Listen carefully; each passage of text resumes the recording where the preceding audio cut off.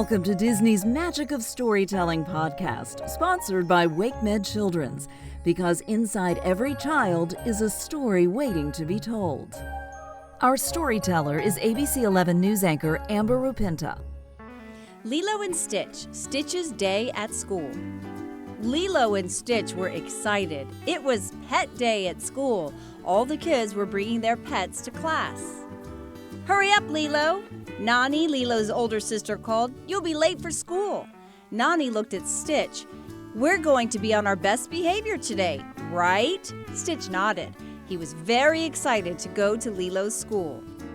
At school, there were all different kinds of pets. Some were big and fluffy, some were small and scaly, some even looked like their owners. The class also had a pet of its own, a frog named Mr. Phibbs, but none of the animals looked like Stitch. After each presentation, Lilo got more and more excited. She couldn't wait for her turn. Stitch was curious about all the different creatures, but when he tried to get a closer look at the class pet, Mr. Phibbs jumped out of his habitat and disappeared through the door. Stitch chased Mr. Phibbs. The frog hopped down the hall and into another classroom. In that classroom, educators wore goggles and aprons as they worked on experiments. It reminded Stitch of Jumba's lab. Stitch knew he could find Mr. Phibbs and get back to Lilo, but he couldn't resist trying his own experiment. With some careful pours and shakes, Stitch created a stink bomb that sent everyone scrambling from the room, including his froggy friend.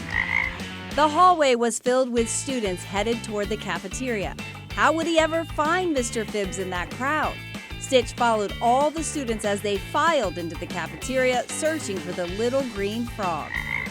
Stitch didn't have to worry. Mr. Phibbs hopped right behind him to the cafeteria. Stitch tried to grab him, but missed.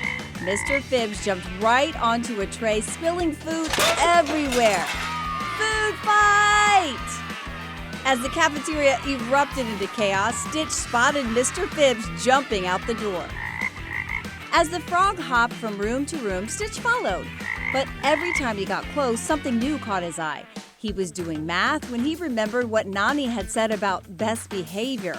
School was interesting, but the clock was ticking, and he needed to get back to class with Mr. Phibbs and fast. At last, Stitch found Mr. Phibbs. Just as a whistle blew and red rubber balls filled the air, Stitch ducked, jumped, and cartwheeled across the gymnasium and caught Mr. Phibbs. Now he could get back to Lilo's class. And just in time, it was Lilo's turn to introduce her pet for the day. "My name is Lilo Pelikai, and this is Stitch," she said. "He's my Stitch." "What an unusual pet," said the teacher. "Yes, ma'am," said Lilo. "That's because Stitch isn't just a pet. He's my best friend and part of my ohana, and ohana means family." Lilo pulled Stitch into a big hug. Nani met Lilo and Stitch after school. "Pet day was great," Lilo said. "Stitch was on his best behavior." "Really?" Nani asked. Really? I think that calls for some ice cream." Stitch agreed. This was the best pet day ever. WakeMed Children's is proud to support the ongoing enrichment of children in our community and beyond through our sponsorship of the Disney Magic of Storytelling podcast.